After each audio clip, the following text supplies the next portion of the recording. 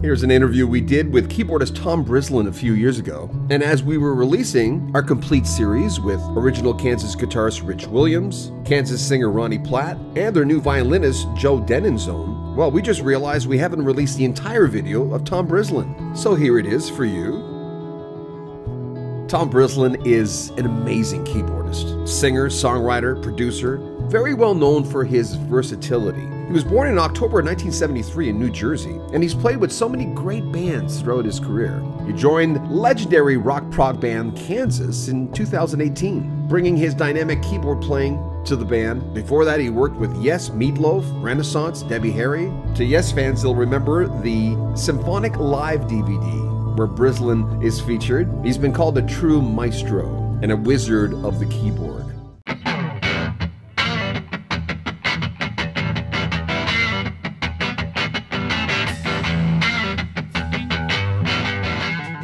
When you joined the band, let me start there.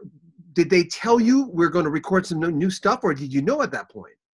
Well, I knew that they were recording new material because we were label mates. I was with The Sea Within, which had just released our album in 2018 on Inside Out. And we played in Germany at Night of the Prague Festival, and Thomas from Inside Out had seen that show, and I stuck in his mind, I guess. So when Kansas needed a keyboardist, he recommended me. And so when I got the call from Phil Ehart, we were talking about everything. And I made it a point to ask about being part of the fun for the new original music, because I knew that Kansas was, like you said, not just a touring band anymore, but also recording artists.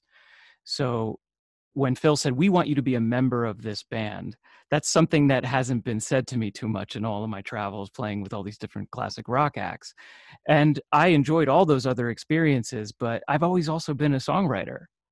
And, you know, just plugging along with my band Spiraling for years. And then I started doing my solo work. And here it was, Kansas was not only asking me to be a part of them as a touring unit, but to really be a part of the band. And I said, you know, I write and I'd love to be a part of that. And they said, show us what you got. And I got to work on two fronts: one, learning the show and all that great point of no return music that we were doing. And at the same time, writing music, writing lyrics, making demos in all the spaces in between our concerts in 2019. You seem to have really, first of all, to fit in any situation, you never know. It's chemistry, it's moods, it's what you're going through. It's so many different variables, even to put an album together. As you know, there's so many pieces to it. But the fact that you were able to fit in that pocket so well and add to it, that's the thing. That's why fans are so excited. That's why it's number 10 on Billboard. I mean, the thing is, that speaks for itself. I mean, that must be satisfying for you. Oh, certainly. I mean, the response has been overwhelming. And it's funny because a band at this stage, there are certain expectations, and I think we're already subverting them by making new music in the first place.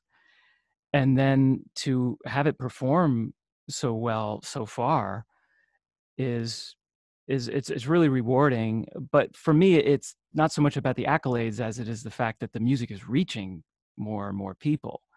And we have a really loyal core fan base that comes to the shows. I've become friends with a lot of them because I see them at all the shows. And they were so jazzed for the new music. And we see that it's expanded even further into other territories. And so that's very exciting for me too. The title song, the first track on the album, I read the liners, and I the fact that, you know, you and Phil got together and created this monstrous title song. Tell me about the process of, well, let's go back a little bit. What was the first song that you wrote for the album? Let's go there first. The first song that I wrote for the album was Memories Down the Line. And that was something that I presented music and lyrics for in a demo form, just sort of. Yeah, that's all yours. Yeah, that's right. Yeah, and I'm trying to think now, the song Propulsion 1, which is the instrumental, I had written most of that years and years and years ago, but it was never appropriate for whatever project I was doing at the time. And a light bulb went off and said, oh, I need to bring this up to date and bring it out and finish it and get this going, because I think this is total Kansas. And so technically that song is the oldest. But as far as what I started presenting with intention for the record, I would say something, Memories Down the Line is a complete project, and I would say Throwing Mountains might have been the first lyric to one of Zach's songs. Throwing Mountains like a dinosaur song to me, like a big dinosaur's coming through. Get out of my way. I'm freaking coming through, man. It was the first of Zach's songs that I had heard for the new record. So it was a complete slate. So what Zach does, he makes these very detailed demos with all the parts composed, but he doesn't sing and he doesn't write lyrics. Actually, he does some vocals on the album and he's pretty good, but he prefers to play the vocal melodies that he composes on guitar on the demo. So we have a point of reference. Now, I know that there's a common question, what do you write first, lyrics or music? And it's a toss-up because a lot of times I write music first. But here was a situation where the melodies were all there, and then Phil likes to come up with titles of songs, which I think is cool because it pushes you. It starts the ball rolling and gets your wheels turning. Yeah. There are other songs like Jets Overhead or my songs like Memories Down the Line or the song The River Sang that are complete blank slates from the get-go. But with Throwing Mountains, The Absence of Presence, and Animals on the Roof, and I think Never was one of Phil's ideas for Ronnie to write the lyrics for. So Phil would just throw out these titles and he'd say a little bit. It's like, here's what it means to me and what I was thinking and why I think it's cool. And that's it. He doesn't say, I need you to write a lyric about this subject matter. No, he just kind of has a conversation with us and talks about what's on his mind. And that's a great way to get started. And for me, I love writing lyrics, but it's the slowest part of my process. I write music all the time, but lyrics, I have to sit down and rework them and really, because a lot of us, we're musicians first and foremost, and writers, that comes later in the process. Memories Down the Line. Let me just interrupt you. Memories Down the Line is a very topical song for right now, I find. When did you write those lyrics? That was something I wrote in the first half of 2019, like everything else, really, because we started recording the album in earnest in the summer of 2019. But we had been making the demos up to that point. And I still think that before the, it's never over till it's over. So there was still times when I was sort of figuratively throwing things under the door after the office was closed, kind of thing. Like, we're almost done. No, I want to change this one word or something like that.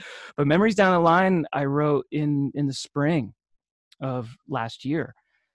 And I wanted to make something that would resonate with people who listen to this band, people who've been around and are thinking about what they leave for the next generations. And then I get into some esoteric ideas there too. So it was fun. Like, I'm like studying you here, and listening to your interviews. You did one, I think, with a father and son a little while ago in May. You were answering questions from fans. So I'm listening to all this and I'm going, when did you become good enough to know that you could do this? At what age? I think I knew I wanted to do this well before I was good enough. Really? Yeah. Well, I guess so. It's strange, and I promise you this is the truth. But since the time I was, I don't know, 5 or 7 years old, I just knew that I was gonna be in a band. I wanted to be in a band. As soon as I discovered the vinyl albums that my sisters had lying around, and like what were they listening to? Oh, Foreigner, Yes, Zeppelin, Pink Floyd, all the 70s rock. And that was the first music that I remember listening to, along with some AM radio gold, that would play in the car, like songs like Baker Street or Music Box Dancer or something like you would hear on AM radio in the 70s. So that was my introduction to music. And I still remember flipping over to the back of the Foreigner debut album and seeing a lineup, and just even the earliest times I'm learning how to read, and seeing, oh wait, this is like a team. Everybody's got their own jobs, like sort of a cross between sports and superheroes for me. And I was always banging on the piano anyway, and I loved the piano. Music was always playing, and I just gravitated towards it. And I got to say that from the time I was like 10, 12 years old, have always been trying to form a band or joining a band.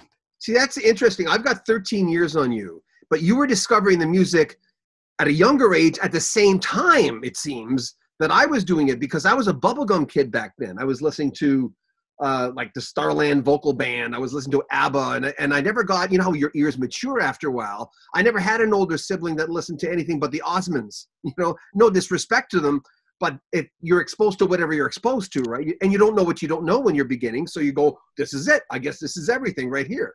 But I'm not surprised you should say that, because I thought to myself, I looked at your age and I went, oh, okay, he's a child of the 80s, but he's got such musical depth, which obviously you don't get into Yes. You don't tour with Yes unless you know what the frick you're doing, you know? And being a child of the 80s, that's when I discovered the FM radio dial. That's when I felt like I was discovering music on my own. When I first heard Men at Work or Duran Duran or The Police or 80s Yes, for that matter. That confused me at the time. It's like, It wait, confused a what? lot of people. Yeah. So I was like, this is cool. So in a good way. But Yes, so that's it why was in a the good way. synth pop and new wave and rock music and pop music from the early 80s is so big of an influence on me as well. And getting into keyboards, lo and behold, you start discovering synthesizers and all the sounds that they create, and that you can do the things you can do with it. It was a match made in heaven for Did me. you have a So DX7? I didn't. Oh, come on! My paper route wouldn't let me afford the DX. Well, although It seems like everyone had one. look, my older brother Bill, he was playing in rock bands in the Jersey Shore in the '80s, and he was multi-instrumentalist. He sang, played some guitar, played some keys, and I still remember in the mid 80s he brought over the Roland Jupiter 6 synth, and this was his axe for live gigging, professional. That's what, I was looking, oh, this is a professional instrument, and I played it, and the sound was glorious, and I've been in love with synths ever since. And I'm the keeper of that keyboard now, and I endeavor to use it on almost any recording I do, and it is on the Absence of Presence album. Someone asked, I asked on our YouTube channel. We're lucky; we've done really well on YouTube, and on our Facebook groups. One of the questions was, "What's your main keyboard? What's your go-to keyboard?" Was that's with a guy like you? There's not just one, obviously, but is there your fave? Oh, it oscillates, no pun intended. I mean, for me, the go-to instrument is the piano.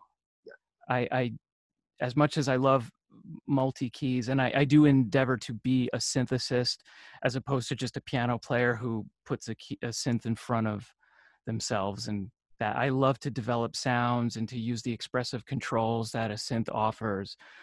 But I got really heavy into piano as a teenager and beyond, studying classical music, studying jazz, and that is the instrument for me first and foremost. I would say maybe 80% of the songs I write originate on the piano.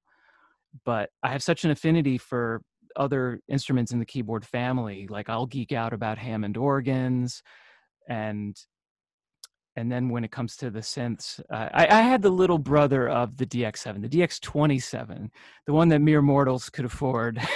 and, What? Well, and wait a minute. How much was a DX7 back then? Do you oh, remember? it was like, I don't know, close to $2,000, I guess, which seemed insurmountable to a 13-year-old. But the I just wanted pro keys, so I could be in a band and be real, so to speak. But it always comes back to piano for me, and I'm glad that I kept on it and kept the discipline to practice the piano, because that's come in definitely quite handy in my career. Yeah. Ricky Mitchell, who's I guess close to some members in the band for years now, he asked, "What's your favorite weighted electric stage piano?" Well, there are a lot of them. One of my favorites isn't meant for the stage. It's more meant for the home, and it's called the Casio Hybrid Grand. And people say, what, Casio, really? And they see me playing one on stage too, because they've really come a long way over the years. People think of them as the home toy keyboards that you get at the department store, but there's a whole other side to their offerings. And the Hybrid Grand was really amazing, because I really felt like I could get the touch of the piano, but I do like the newer Casio Privias. I love the Nord Grand. I think that's an amazing feeling keyboard. And some of the Yamaha stuff, it is great because, you know, again, they make the real McCoy, so it's only going to be natural that they're going to have some know-how when it comes to making a digital instrument. But it's honestly, there is nothing like playing an instrument that has wood and metal and natural overtones. And a while back when I was starting to do my solo album, maybe about a decade ago, I picked up the Yamaha CP70, which is I shortcut by explaining to people it's the Video Killed the Radio Star piano, or the In Your Eyes Peter Gabriel piano. It's a not digital, it's an electric grand piano. It's got strings and hammers in it, but it's got pickups like a guitar. So it was meant to be portable. So it splits into two pieces that each weigh, I don't know, like 250 pounds or something like that. And this was the portable instrument. In fact, if you look at Kansas concert videos from late 70s, early 80s, I do believe they were using this as well. And even though it has kind of a typecast sound, like you hear it and you'll be like, oh, that's the sound. I know that. It is a piano, but it's a little more shimmery. And I love to use it still because there's something about an instrument that creates natural overtones or something that it just promotes me making more ideas. I think I feel like I'm more creative when I'm on the natural instruments, and then I'll bring them into the electronic world and try to develop them from there.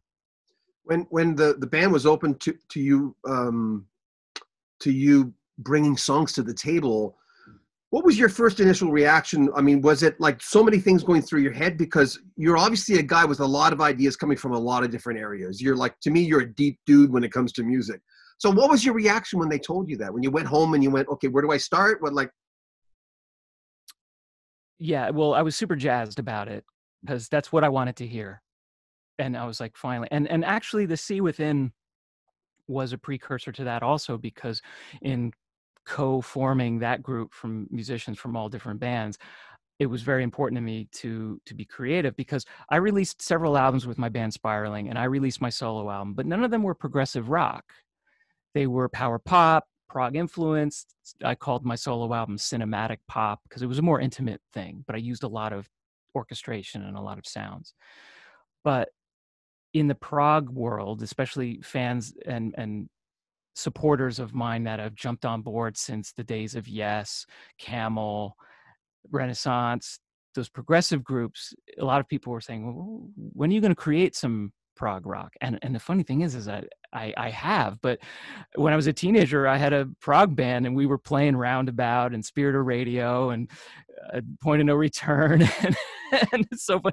And funny enough, I was like, we were all told that there was no way you could make that a career. That music's done. And lo and behold, it's been such an integral part of my career as a musician. So to finally have the opportunity to create in the progressive pool, so to speak, was really exciting. And the thing that I try to do is to actually forget about it when I start writing a song. I just like to try to get the ideas to come out honestly, and then concern myself with the stylistic stuff after, because I want the core of the song to be good. Yeah. And I could wind up with I don't know, 9 or 10 ideas ready to get developed, and then I'll start to say, okay, would this be good for Kansas? Yeah, okay, let's go with that. And there's some songs I create that have nothing to do with that sound, and I just put them in another box and I'll get to them sometime.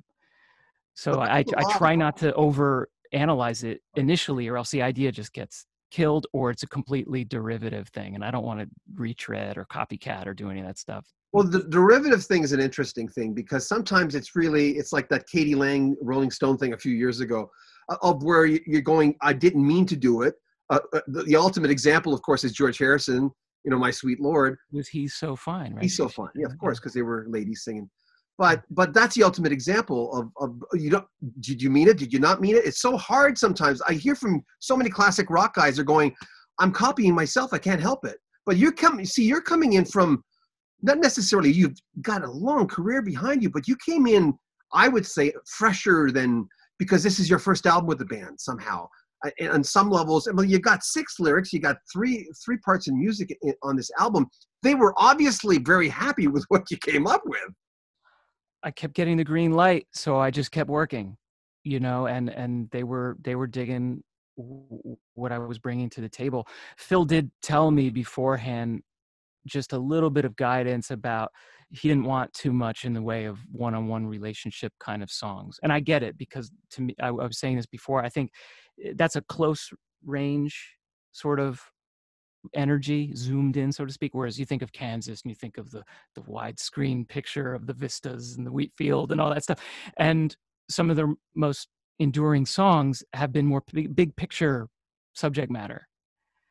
And so that gave me a little guidance, but also a lot of freedom to write about all sorts of ideas. And the fact that we could respect the intelligence of the listener and not feel like we had to simplify anything. But it's rock and roll too, so sometimes it's very simple and direct, and I like that too. But that's the fun of prog rock, is that we kind of like, it's a 1-2 punch. And it's in Kansas, because Kansas, to me, if I was to define the it's songwriting and the song flavor, it's progressive and it's got memorable hooks and melodies, and I think both of those things can coexist. You sing lead on the song "The River Sang," good title.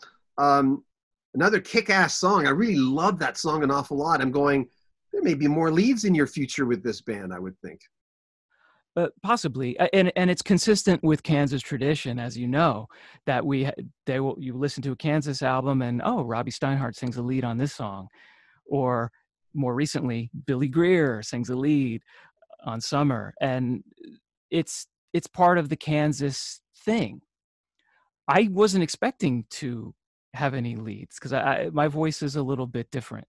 And yeah, but you've been a lead singer. I mean, in your band. I have, yeah. And but it was I was holding all the marbles. It was my band. Yeah, I wasn't stepping into some storied franchise that had such a beloved lead singer for so many years, and Ronnie is really winning people over every time they see him play. And I encourage anyone, please come see the band when we're back out on the road. It's a really fun show.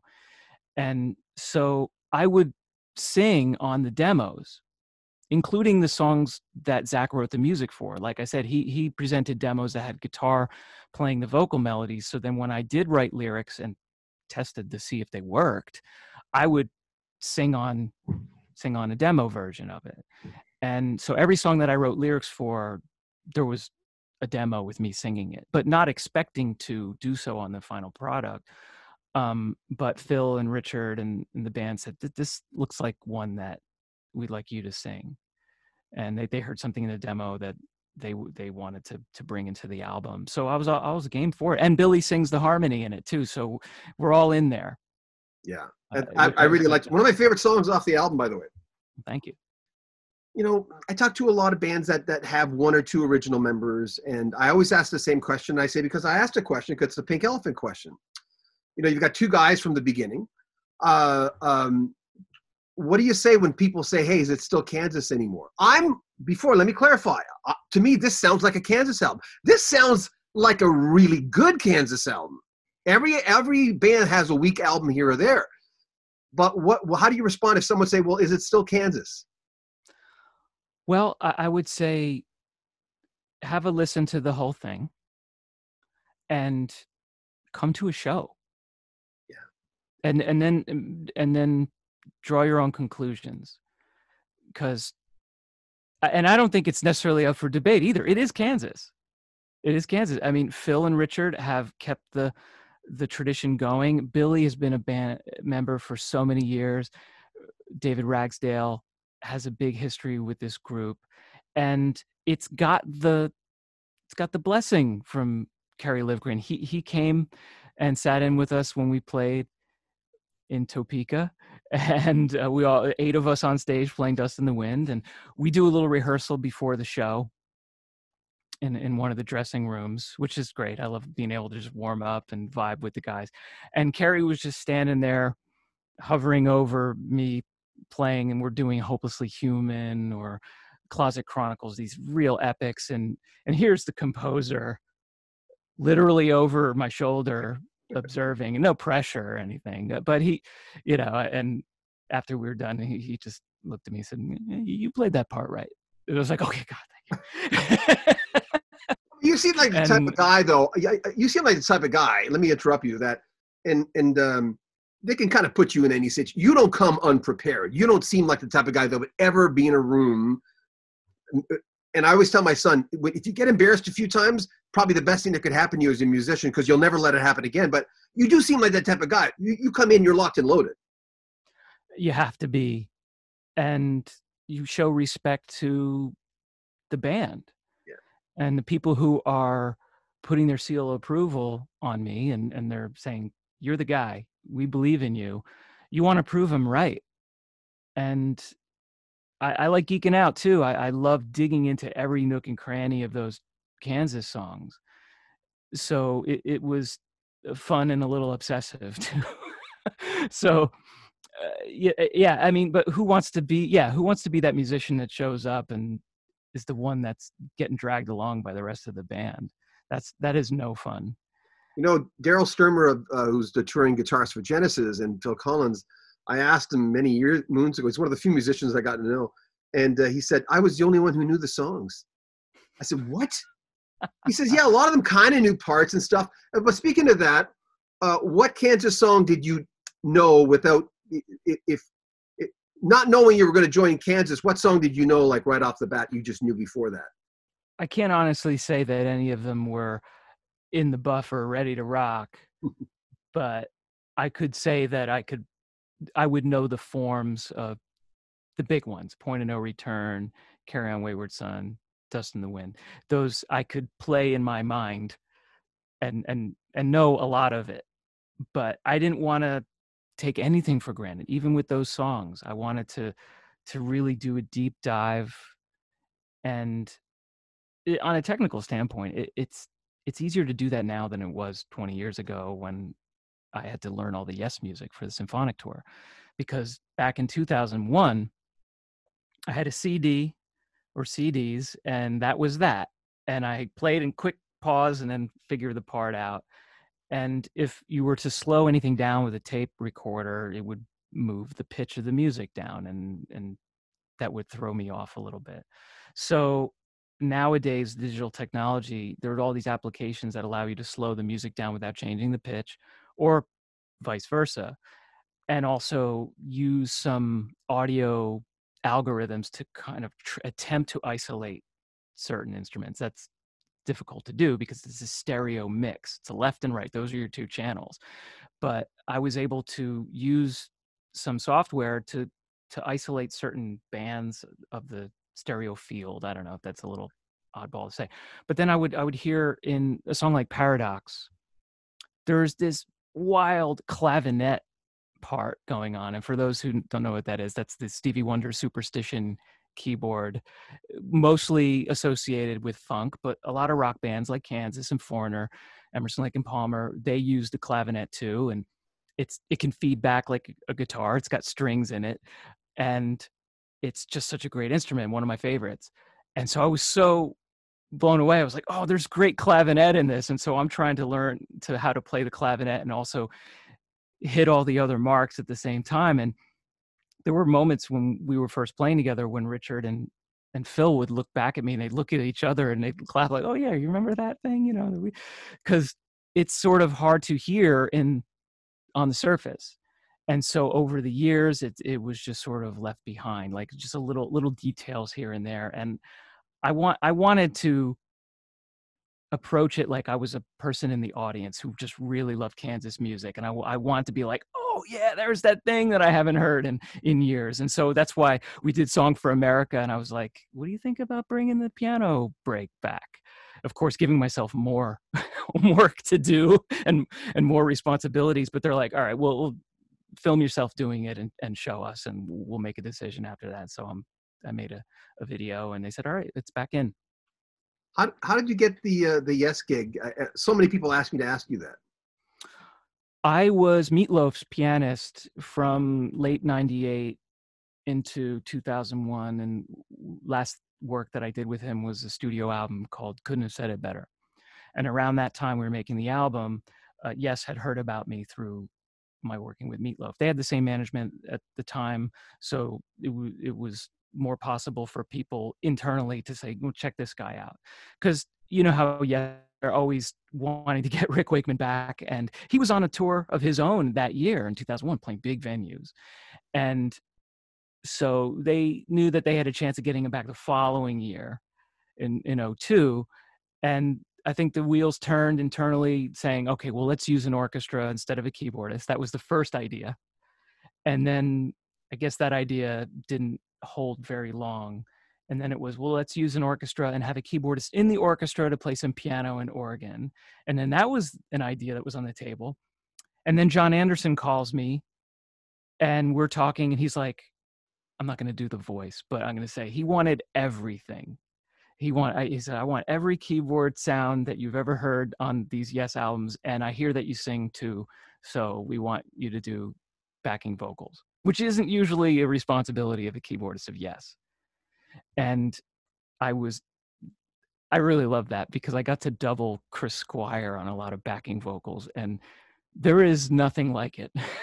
There was nothing like it, that sound. And also when John sang, to be singing with John and Chris, like that was some of my favorite vocal combination in rock ever. And to just be jumping in there was almost as exciting as playing the keys for me. So they sent me a live recording and said, all right, we want you to play keyboards on 2 songs, record it, send it back to us. And of course, the 2 songs were Close to the Edge and Gates of Delirium, nearly 40 minutes of music. But it makes a lot of sense because if you go for the jugular and you figure if this kid can handle that stuff, then we should be in good shape for the rest of the show. And so I did what I could do, sent them the CD, and they said, all right, come visit us. We want to talk with you. And I was already in California doing the album with Meatloaf.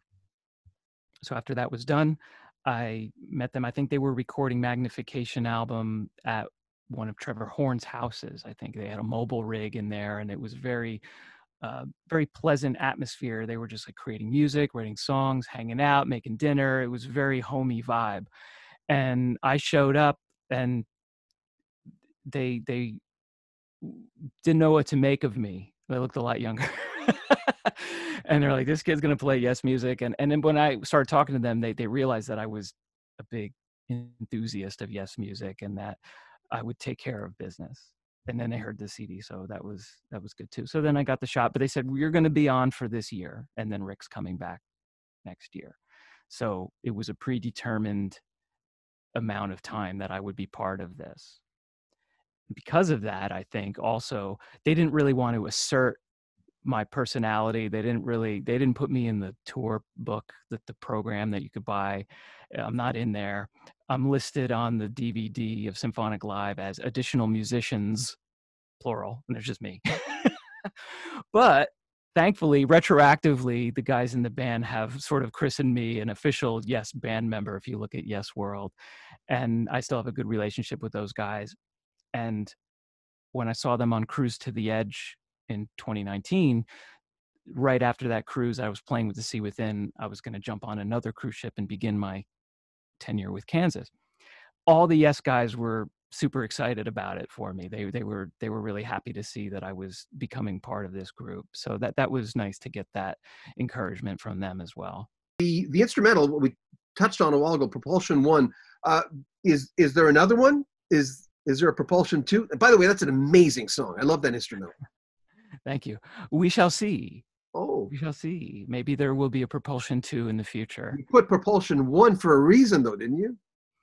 Well, not for the reason you would think. Okay. What Propulsion 1 is to me like Friendship 7, Freedom 7, Liberty Bell 7. It's supposed to be the name of spacecraft or a vehicle of some sort. Oh, this is the Propulsion 1. That's why it's the number 1, and not the word O-N-E. So these are the things I think about. So that's the idea of that. But like I said, there could be a whole fleet of these crafts coming soon. So we'll see. Great song, by the way. Just love that type of music. Thank you. Animals on the Roof. Great title, even better song. Tell me about that one. Phil came to me with that title and I loved it. And I asked him about it. And long story short, it has to do with sort of standing out in a crowd, being a little bit unusual. He reminisces about him and Richard having a band in high school and being a little bit different than the rest of their classmates. And then this idea of like, what if you walked by or drove by a house and you saw animals standing on the roof? It would just seem kind of odd and you wouldn't forget it. And so I kind of took inspiration from that to write about the idea of, you know, going to the beat of your own drummer, sort of being a little bit different and being individual and being yourself. And if it's okay if you're a little unusual. What were you like in high school? Speaking of that, what you must have been the kid that was the musician, though. I mean, obviously you were. Well, I certainly tried to define myself that way. And I had a chip on my shoulder anytime I was doing any other class that wasn't music. I was irritated and I would try to finagle music into anything. So if I was in English class and they had you write an essay on something or a research paper, I was going to write it about something that had to do with music, like a synthesizer or Keith Emerson or something like that. So it was, I was driven and I was playing piano, writing songs, trying to connect other musicians, trying to find musicians from other schools and go to their battle of the bands and scope out the scene and be like, oh, we got to play with that guy, you know, or this girl's a great singer. We have to have a band. You know, I was always trying to network in a way and because again, it was all about jamming and being in a band and doing that. But in the meantime, I was writing songs on the synths and getting into that side of things too, and starting to read Keyboard Magazine and see what's up on the technology side of it too, because it was all fun to me. But yeah, I was pretty focused. But in the 80s, when you were 16, what if I would have come up told you, by the way, in the future you're going to join the band Kansas? Would you have thought I was freaking crazy? I would not have guessed it. You know, when I joined the Columbia House CD Club to flesh out my CD collection, of which I had zero because I just finally could afford a CD player. You know, the Best of Kansas was one of the first CDs I got. And if someone said, "Oh yeah, by the way, one day you'll be in that band," that was pretty unbelievable. But that sort of mind trip was already played out when I got the call for Yes, because this was a band that had the posters on the wall. And I think there was an interview with Rick Wakeman at some point in the early 90s where he said he saw Yes as like the London Philharmonic, and he would like there to be a Yes going on and on and on after they're all long gone to sort of keep the torch of Yes music. So for a fleeting moment, I said, oh, maybe I could be part of that one day. But it didn't, that thought never occurred to me until lo and behold, I started being brought into these groups that needed keyboards for a tour or for an album or for both, be it Yes. And then Camel came along and that was very brief, but it was like, we need someone to play these shows and here's the music and absorb it quickly. Renaissance was reforming in 2009 and they wanted me to be the orchestra because they recorded those great albums with orchestras. And they thought that now we've got the technology and the capability to have those orchestrations from a keyboard player. So that was a lot of fun. And again, none of these were expected. And you played with And Debbie Harry, right? I did. I was Debbie's musical director for 2 tours in 2007. She had produced a solo album called Necessary Evil. And that was really fun. Again, I felt for her because, of course, she would go out on a solo tour and so many of her fans wanted to hear Blondie music.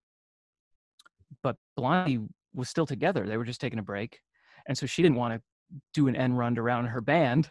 So she wanted to play all solo Debbie music. And what the compromise that we ended up coming up with was we played a few Blondie songs as an acoustic interlude sort of thing. So it didn't sound like the Blondie recording. So that was where we sort of threw everybody a bone But it was a really fun summer and fall to just rock out her, and she's so cool. I mean, such the quintessence of cool. To just see that every night, it was very educational.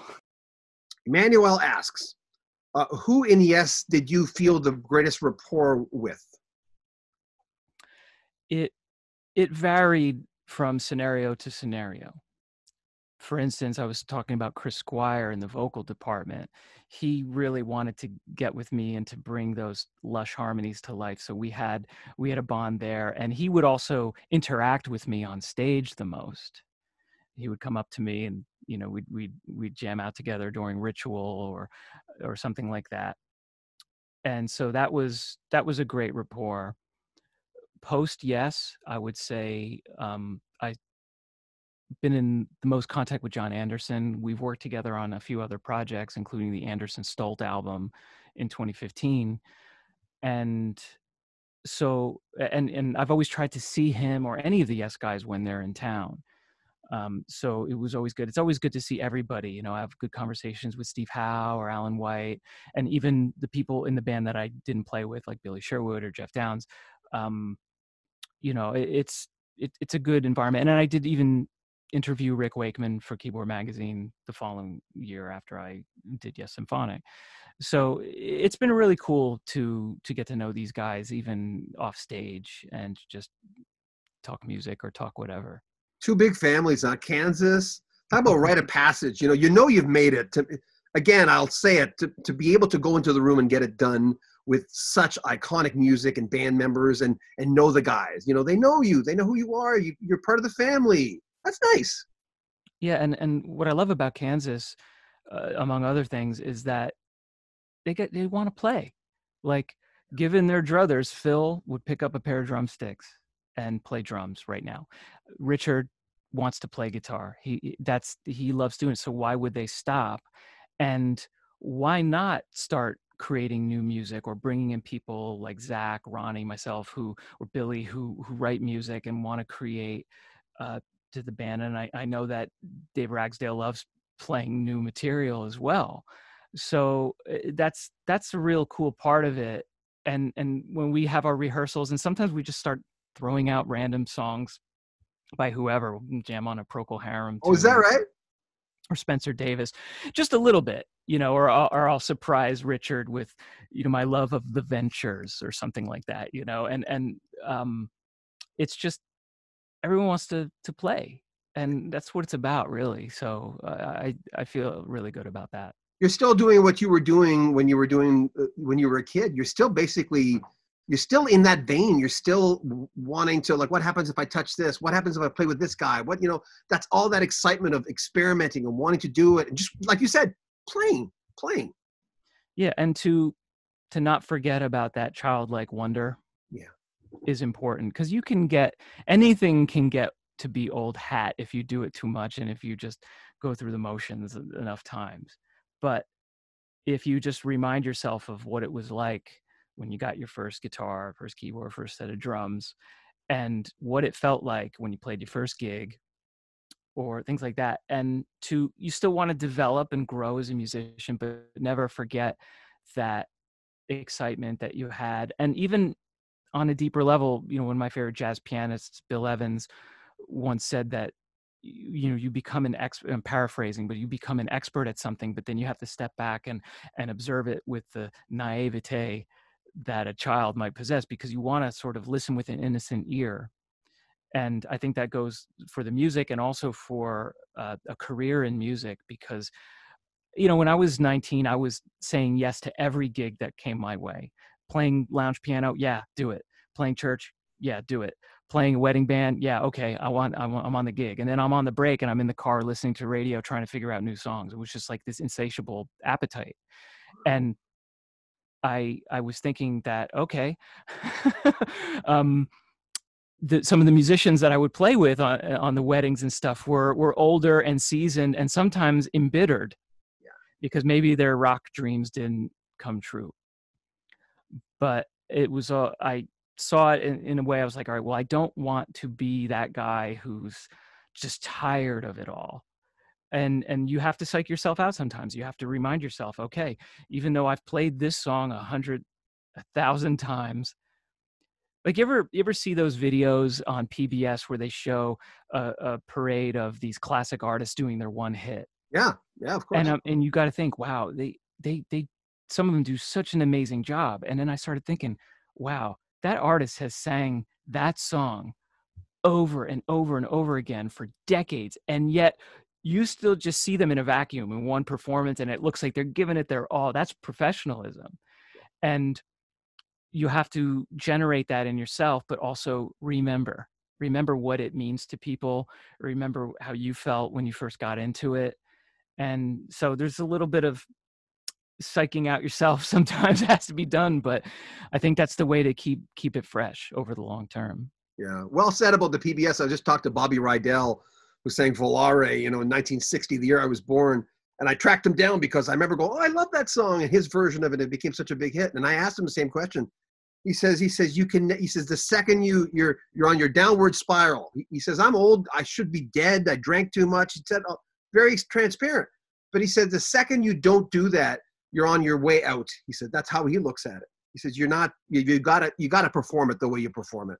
Yeah, Billy, if I can add just something go to ahead, that. please. You make a good point about talking about like people on the trajectory of careers, and every band has a different flow chart, right, or graph that shows when they were peaking and when they went into the dark days and when they made their comeback or whatever. But there's no set rule anymore, especially the recorded music industry has been just turned completely upside down. So in some ways that's rough on us because records aren't the big money makers they used to be.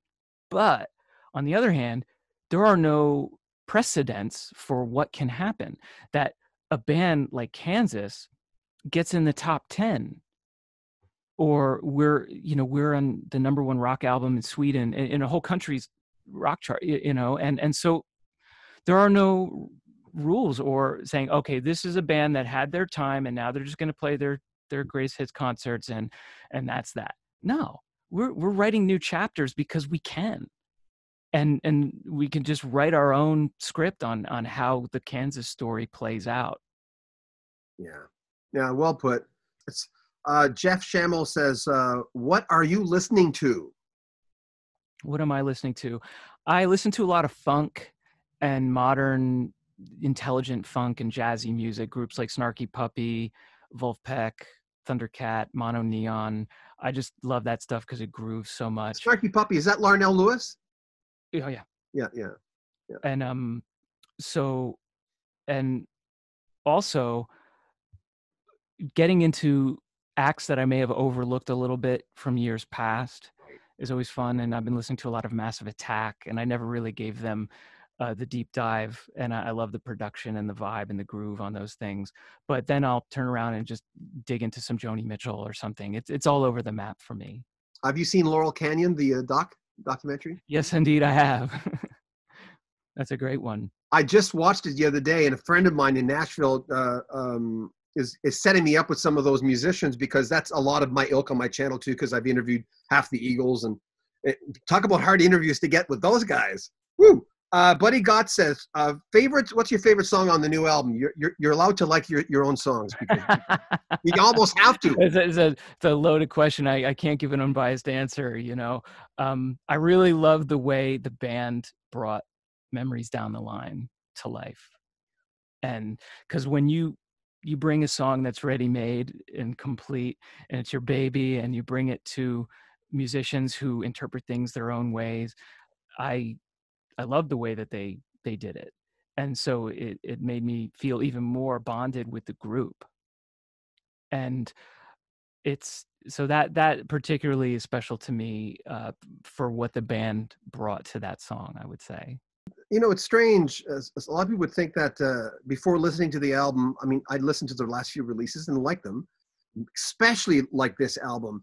You brought up something a while ago that, old bands, why can't they, like Rick Wakeman had said for Yes, why can't they go on? Kiss had referenced that as well, of going, why does this music have to die live as an official band? Why can't there be more members? Like I didn't meant no disrespect when I said, "Is it still Kansas?" Of course, it's still Kansas, but why couldn't? I mean, isn't it? This is an exciting time for this band. It's an exciting time to be in Kansas. Again, I say come to a show, Yeah, check out the record. Um, Music and rock bands fulfill different roles and functions for people. Some people, it's very much just, hey, I like that song. Music makes me feel good. That's one level. And then you get people whose lives were changed when they saw that band at Cow Palace in '78. You know what I mean? It's like, and they don't want to lose that feeling, and they feel like maybe if the band is as it was, that they could get the feeling back. And so I think that there's emotional attachment and entanglement with music that really means something to you. And so I get it. And for me, I just want to see a group do justice to the music. And even if no original band members are left, but there was a lineage, like a person who may be in the band now played with the people who were the original members, and you pass it on like a sports team. You know, Jerry Seinfeld said, sports fans, we root for laundry. You know, we root for the uniform because the players can be different every few years.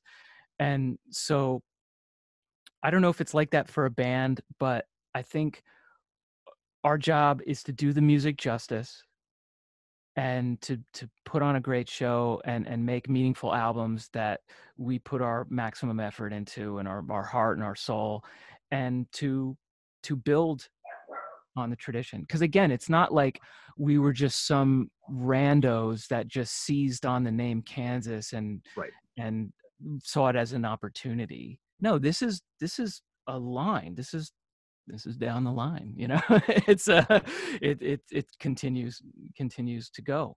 What's the craziest thing a fan's ever done to you? Craziest thing. You've been doing this a long time. There's got to be a few of those kooky. I'm making a series. Steve Lucas of Toto gave me a really good crazy. I mean, he's had a lot of crazy experiences. I've been mercifully spared some of the worst, but I don't know. I feel like I'm not giving you a good soundbite on this one because there's nothing coming to mind that's like so over the top that maybe stuff happened that I buried something bad. But I feel like I think one of the things is when you find people that knew you way back when, and they show up in a completely different context, like in another country, you meet a fan after the show and they drop some knowledge about your hometown or something that they would never know. And I think, yeah, so I think it's one of those things when you get like old hometown buddies or friends or schoolmates or something that just hit you out of the blue.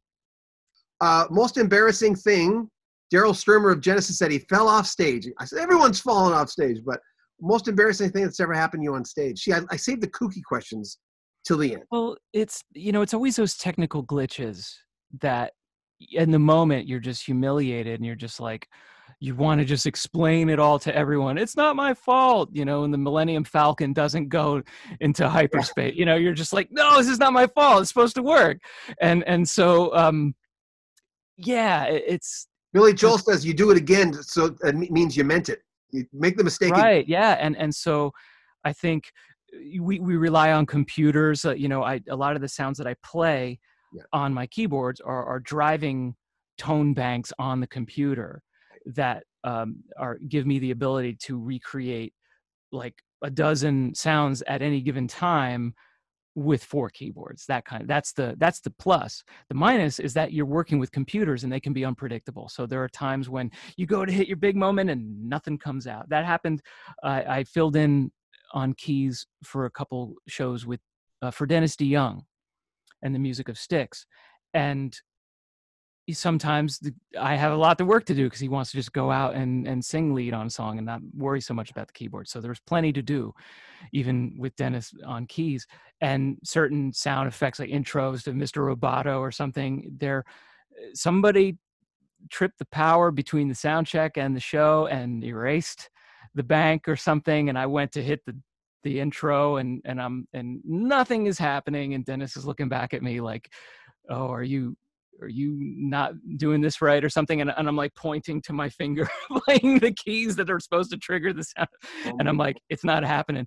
And so he's such a pro that he makes a joke out of it and says, oh, we bought that keyboard at Radio Shack anyway.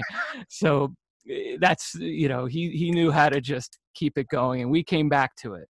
So those technical glitches really make you sweat, but sometimes there's nothing you can do except just to say, hey, look, this is technology. Sometimes there are technical difficulties, and please stand by. Most embarrassing thing, Daryl Sturmer of Genesis said he fell off stage. I said, everyone's fallen off stage, but most embarrassing thing that's ever happened to you on stage. See, I saved the kooky questions till the end. Well, it's always those technical glitches that in the moment you're just humiliated, and you're just like, you want to just explain it all to everyone. It's not my fault, and the Millennium Falcon doesn't go into hyperspace. You're just like, no, this is not my fault. It's supposed to work. And so, it's Billy Joel says you do it again, so it means you meant it.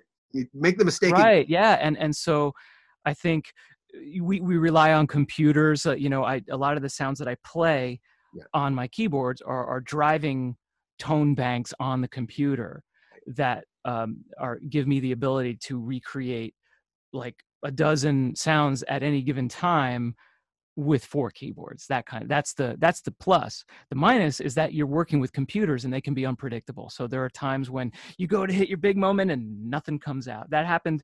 I filled in on keys for a couple shows for Dennis DeYoung and the Music of Styx, and sometimes I have a lot of work to do because he wants to just go out and sing lead on a song and not worry so much about the keyboard. So there's plenty to do, even with Dennis on keys, and certain sound effects like intros to Mr. Roboto or something.